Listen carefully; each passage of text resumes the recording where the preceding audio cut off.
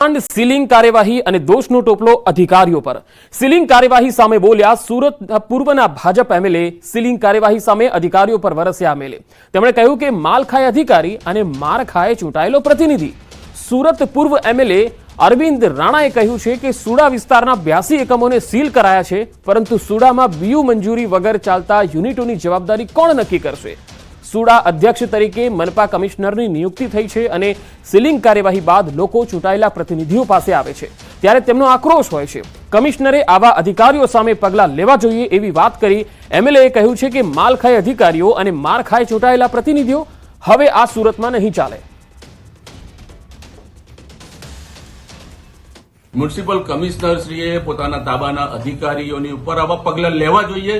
એક પણ પગલાં લીધા નથી અને 82 મિલકતોને જ્યારે સીલ મારેલી છે, 82 મિલકતોની ઉપર બીયુસી નથી અથવા તો એની ઉપર આપણે ફાયર સેફટીની સુવિધા નથી, એમ કરીને મિલકતો સીલ મારી છે, ત્યારે આમાં કોઈ અધિકારીની જવાબદારી બને છે કે કેમ? જો અધિકારીની જવાબદારી બનતી હોય તો એ અધિકારી ઉપર પગલાં લેવા જોઈએ, કારણ કે જેની સીલ મરાય છે તે લોકો ચૂંટાયેલા પ્રતિનિધિ તરીકે જ્યારે અમારી પાસે રજૂઆત કરવામાં આવે છે ત્યારે એ લોકોનો જે આક્રોશ હોય છે કે જે તે વખતે જે અધિકારી છે, જેની જવાબદારી છે તેને આ કામગીરી કરવી જોઈતી હતી, કે જે અધિકારીઓએ કાયદાનું જેને રક્ષણ આપ્યું છે, કાયદાનું જેને અનુશાસન લાવવાની જેની જવાબદારી છે, જ્યારે લાવતા નથી ત્યારે માલ ખાય અધિકારી અને માર ખાય ચૂંટાયેલા પ્રતિનિધિ એ હવે સુરતમાં ચાલવાનું નથી। રિપેર ન થાય ત્યાં સુધી સ્થળ પર બેસવાની ચીમકી આપી છે। અધિકારીઓ દ્વારા તાત્કાલિક કામગીરી શરૂ કરવામાં આવી છે। ગઈકાલે પણ રોડ પર ભર્યો હતો જનતા દરબાર અને પાલિકા સામે ભ્રષ્ટાચારના આક્ષેપો સાથે અધિકારીઓનો ઉધડો પણ લીધો હતો। તો માણાવદરના ધારાસભ્ય ફરી એકવાર મેદાને આવ્યા છે અરવિંદ લાડાણી, કારણ કે જે ગામ છે આસપાસના તે પાણી વગર તરસ્યા છે, પાણીની લાઈન તૂટી છે અને કામગીરી ન થાય ત્યાં સુધી તેમણે રસ્તા પર બેસવાની ચીમકી આપી છે। મીતડી અને કોઠારિયા ગામ વચ્ચેની પાણી પુરવઠાની લાઈન તૂટી ગઈ છે અને 9 દિવસથી આસપાસના ગામો પાણી વગર વલખા મારી રહ્યા છે, ત્યારે પાણીની લાઈન રિપેર ન થાય ત્યાં સુધી સ્થળ પર જ બેસવાની અરવિંદ લાડાણીએ ચીમકી આપી છે। અધિકારીઓ દ્વારા તાત્કાલિક કામગીરી શરૂ કરવામાં આવી છે, જો કે આ કામગીરી ક્યાં સુધીમાં પૂરી થાય છે તે હજુ સ્પષ્ટ નથી થયું। ગઈકાલે પણ રોડ પર તેમણે જનતા દરબાર ભર્યો હતો। પાલિકા સામે અરવિંદ લાડાણીએ આક્ષેપો કર્યા હતા કે પાલિકામાં જે ભંગાર વેચવામાં આવ્યું તેમાં પણ ભ્રષ્ટાચાર થયો છે એવો તેમણે આક્ષેપ કર્યો હતો। અધિકારીઓનો ઉધડો પણ લીધો હતો અને એ દરમિયાન ચીફ ઓફિસર સાથે ન્યૂઝ 18એ વાતચીત પણ કરી હતી, ત્યારે તેમણે પણ સ્વીકાર્યું હતું કે અગાઉના જે ચીફ ઓફિસર છે તેમની સામે જે ભૂલ હતી અને તે આક્ષેપો તેમની સામેના હતા। બે અલગ અલગ તસવીરો આપણે બતાવી રહ્યા છીએ। આજની તસવીર કે જ્યાં પાણીની લાઈન તૂટી છે ત્યાં અધિકારીઓ અત્યારે રિપેરિંગ કરવા માટે પહોંચ્યા છે। બીજી તસવીર પાલિકા સામે ગઈકાલે તેમણે ધરણા કર્યા હતા, ભ્રષ્ટાચારના આક્ષેપો કર્યા હતા અને બંને તસવીરો મેં આપને બતાવી રહ્યા છે। અરવિંદ લાડાણી ફરી એકવાર મેદાને છે। કાગડાપીઠ વિસ્તારમાં 1 કિલો સોનાના દાગીનાની લૂંટના કેસમાં એક મોટો ખુલાસો થયો। પોલીસની તપાસમાં સામે આવ્યું છે કે લૂંટના કેસનો ફરિયાદી જ આરોપી છે। પોલીસે સીસીટીવી કેમેરાની તપાસ કરતા લૂંટની ખોટી કહાનીનો ભાંડાફોડ થયો। ફરિયાદી ધર્મ ઠક્કરે તેના 2 મિત્રો સાથે મળીને નકલી લૂંટનો પ્લાન બનાવ્યો। નકલી લૂંટનો ફરિયાદી ધર્મ ઠક્કર માણેક ચોકથી 1 કિલો સોનું લઈને નીકળ્યો હતો। આ પછી તેને ત્યાંથી ગીતા મંદિર નજીક પહોંચીને ત્યાં ઉભેલા 2 મિત્રોને સોનું આપી દીધું હતું। વધુ માહિતી સાથે સંવાદદાતા નવીન ઝા જોડાયા છે અમદાવાદથી। નવીન, શું કારણ હતું કે તેણે જ ફરિયાદી પોતે જ આખો લૂંટનો તરકટ રચ્યું? પંકજ, ફરિયાદી જે હતો ધરમ ઠક્કર, તે માણેક ચોકથી સોનું લઈને નીકળ્યો હતો અને તે અસરફી જ્વેલર્સમાં નોકરી કરતો હતો। તે જ્વેલર્સના દુકાને આ સોનું પહોંચાડવાનું હતું, પરંતુ તેને રૂપિયાની જરૂરિયાત હતી। હવે તેને રૂપિયાની કેમ જરૂરિયાત તેની પૂછપરછ પોલીસ દ્વારા કરવામાં આવી રહી છે, પરંતુ જે પ્રાથમિક તપાસમાં સામે આવ્યું છે કે આરોપી ધરમ ઠક્કરને રૂપિયાની જરૂરિયાત હોવાથી તેને 2 મિત્રોને સાથે રાખી અને તે પ્લાન મુજબ તે નીકળશે અને ત્યારબાદ તેને લૂંટી લેવામાં આવે એ પ્રકારનું તરકટ રચ્યા બાદ તેને પોતે લૂંટની ઘટનાને અંજામ આપ્યો મિત્રો સાથે અને ત્યારબાદ પોલીસે જાણ કરી છે। હવે પોલીસ જે પૂછપરછ કરી રહી છે કે આ લૂંટ પાછળનું કારણ શું છે। આ જે આરોપી ધરમ ઠક્કર છે તે ક્યાં દેવું હતું કે કંઈક અન્ય મજબૂરી હતી જેના કારણે તે આ ઘટનાને અંજામ આપ્યો છે, તે પૂછપરછમાં સામે આવી શકે તેમ છે। જી નવીન, જે બે મિત્રો છે તેના શું તેમની પણ ધરપકડ કરાઈ છે?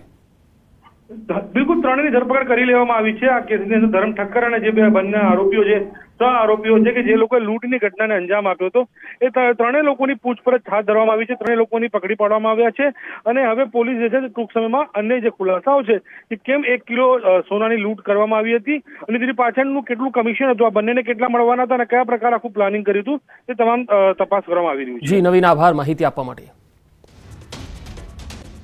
વાહનો ન ચલાવવાનો નિર્ણય લેવામાં આવ્યો છે, જેમાં સ્કૂલ રિક્ષા અને સ્કૂલ વાનની પાસિંગ પ્રક્રિયા ઝડપી કરવાની માગણી કરાઈ છે.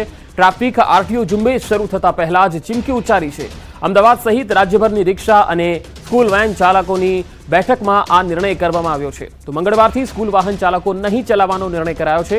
પાસિંગની પ્રક્રિયા ઝડપથી થાય તેવી તેઓ માગણી કરી રહ્યા છે. વાલીઓને થોડી મુશ્કેલી પડી શકે છે, કારણ કે જે વાલીઓ રિક્ષા દ્વારા બાળકોને મોકલે છે સ્કૂલ, તેમને હાલાકી પડી શકે છે. સંજય ટાંક સંવાદદાતા જોડાયા છે. સંજય, શું નિર્ણય લેવામાં આવ્યો છે વાહન ચાલકોની બેઠકમાં?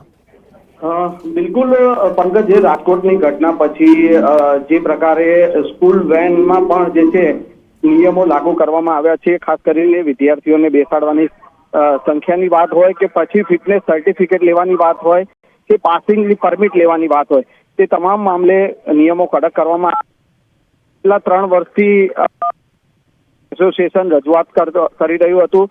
કોરોનાના 2 વર્ષ સુધી સ્કૂલો બંધ હતી, પરંતુ છેલ્લા 1 વર્ષથી તેઓએ આ તેજ કરી હતી કે તેઓની જે સ્કૂલ વેન છે તે તેઓને પરમિટ આપવામાં આવે, તેઓને ફિટનેસ સર્ટિફિકેટ આપવામાં આવે, પરંતુ તેમ છતાં પણ ક્યાંક ને ક્યાંક જે છે થતી ન હતી એવો આક્ષેપ પણ કરવામાં આવ્યો હતો. અને અત્યારે જ્યારે અમદાવાદમાં 15,000 જેટલી સ્કૂલ વેન છે અને રાજ્યમાં 50,000 જેટલા સ્કૂલ વર્ધીના વાહનો છે, અને તેવામાં અમદાવાદમાં માત્ર 800 જેટલા વાહનોને જ હજુ પરમિટ મળી છે. અને 18 તારીખથી જ્યારે આરટીઓ તંત્ર આ સમગ્ર મામલે ઝુંબેશ ચલાવવાનું છે અને જેમની પાસિંગ નહીં હોય, જેમને પરમિટ નહીં હોય, તો તેવાના જે વાહનો જપ્ત કરવાની વાત છે તે પ્રકારની ઝુંબેશ ચલાવવાની છે. તે પહેલા જ સ્કૂલ વર્ધી એસોસિએશને નિર્ણય લીધો છે કે 18 તારીખથી તેઓ જે છે એ સ્કૂલ વેન જે છે નહીં ચલાવવાનો જે છે નિર્ણય કરવામાં આવ્યો છે. જી સંજય, આભાર માહિતી આપવા માટે.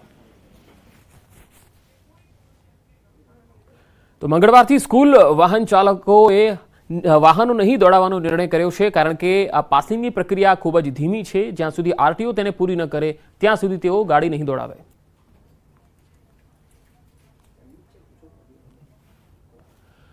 સ્કૂલ વર્ધી એસોસિએશનના પ્રમુખ ધર્મેન્દ્ર બ્રહ્મભટ્ટ આપણી સાથે જોડાયા છે. ધર્મેન્દ્રભાઈ, જે બેઠક મળી છે તેમાં વિસ્તારથી શું નિર્ણય લેવાયા અને શું કારણ છે કે મંગળવારથી સ્કૂલ વાહન ચાલકો નહીં દોડાવે? છેલ્લા 1 વર્ષથી અમારા સ્કૂલ વર્ધીના વાહનો પાસ નતા કરતા. આ લોકો વારંવાર રજૂઆત કરવા છતાં વાહન વ્યવહાર મંત્રી, ગૃહમંત્રી, સીએમ સાહેબ તમામ લોકોને રજૂઆત કરવા છતાં અમારા સ્કૂલ વર્ધીના વાહનો પાસ નતા કરતા. અને જ્યારથી રાજકોટનો બનાવ બન્યો છે ત્યારથી છેલ્લા અઠવાડિયાથી એ લોકોએ સ્કૂલ વર્ધીનું પરમિટ આપવાનું ચાલુ કર્યું, પણ એમાં હજી ડોક્યુમેન્ટ કોઈના આપ્યા નથી. 700 થી 800 ગાડીઓના ડોક્યુમેન્ટ આપ્યા નથી. અને મંગળવારથી એ લોકોએ અમને એવું જણાવેલું કે તમારા ઉપર વાહન ચેકિંગ, અમે તમારા વાહનોનું ચેકિંગ કરવાના છીએ. તો ધર્મેન્દ્રભાઈ, તમે છેલ્લે ક્યારે રજૂઆત કરી આરટીઓમાં? એટલે હું તો દર મહિને જ કરતો આવતો હતો. તમે એકલા કરતા હશો, પણ તમારી સાથે ઘણા બધા વાહન ચાલકો હશે, એમને પણ પોતાના વાહનોનું. મારે અમદાવાદ સ્કૂલ વર્ધી એસોસિએશન, હું આખા ગુજરાતનું મારી સાથે જ છે. અને હું જે નિર્ણય લઉં એ લોકો મારા જોડે જ હોય છે, મારા સાથી મિત્રો છે બધા. અને હમણાં છેલ્લે હું કમસે કમ ઇલેક્શનના રિઝલ્ટના બીજા કે ત્રીજા દિવસે કે રિઝલ્ટનું હતું એને એ સમયમાં જ હું આપણા વાહન કમિશનર સાહેબને મળવા ગયો, તો સાહેબ તો મળતા નહીં, કોઈ દિવસ એટલા બીજી હોય છે કે સાહેબ મળતા નથી. ધક્કા ખાઈને આપણે પાછા જવું પડે. એમને એક બેનને સોંપી દીધા મારા આગળ. બેનને એવું કીધું કે તમારે જે તમારી રજૂઆત હોય એમને કહી દો. તો મારે એ વખતે મેં કીધું કે અમને આ જે 4 મુદ્દા છે નડે છે અમારા વાહનોના, તો તમે એનો અમને નિકાલ કરી આપો, જેથી કરીને અમારા વાહનો કાયદેસર થઈ જાય. તો શું કીધું? તો એમને એવું અમને જણાવ્યું કે અમે તમને આ તમારી રજૂઆત અમે ઉપર જણાવીએ છીએ અને જેમ મને જલ્દી તમારો નિકાલ આવે એવું કરી આપીશું. પણ એ વાતને બી આજે 15 દિવસ થઈ ગયા, હજી સુધી કોઈ અમારો નિકાલ આવ્યો નથી. ને હવે મંગળવારથી વાહન વ્યવહાર સીએમ જેસીપી સાહેબ અને ટ્રાફિકના ડીસીપી સાહેબ ને હું મળવા ગયો. સાહેબ હવે અમારો શું રસ્તો? તો એમને કીધું જો મંગળવારથી તો અમારું ચેકિંગ સરપ્રાઇઝ ચેકિંગ થવાનું જ છે. બરાબર છે, તમારા વાહનોનું અમારે સરપ્રાઇઝ ચેકિંગ કરવાનું છે. હવે તમારે કાયદેસર બધું કરાવી દેવું પડશે. અમે કીધું અમે કરાવવા માંગીએ છીએ પણ અમે કોઈ મુદત આપતું નથી. હવે એક વાહન કરાવવામાં 50,000 રૂપિયાનો ખર્ચો થાય છે. વેકેશન ગયે ને 4 દાડા બી નથી ગયા. હવે માણસના જોડે 50,000 એટલે અત્યારના જમાનામાં બહુ મોટી રકમ ના ના ધર્મેન્દ્રભાઈ, એક વાહન માટે 50,000 કેવી રીતે ખર્ચો થાય? હવે 33,000 નો ઇન્સ્યોરન્સ લેવો પડે. મારી વાત સાંભળજો. પછી CF પાસિંગ થાય, બાળકોનું પરમિટ થાય, અમારે એફિડેવિટ કરાવવી પડે, પેલા પટ્ટા લગાવવા પડે, સ્કૂલ વાનના પટ્ટા લગાવવા પડે, અને જે બધું એનું જે RTO ની પ્રોસેસ છે ને, બાકીનો અન્ય ખર્ચ એમાં જાય. જી ધર્મેન્દ્રભાઈ, આભાર અમારી સાથે જોડાવા માટે. તો આ એક મુદ્દો છે જે હજુ લટકતો છે. RTO આમાં ધ્યાન આપે એ ખૂબ જરૂરી છે.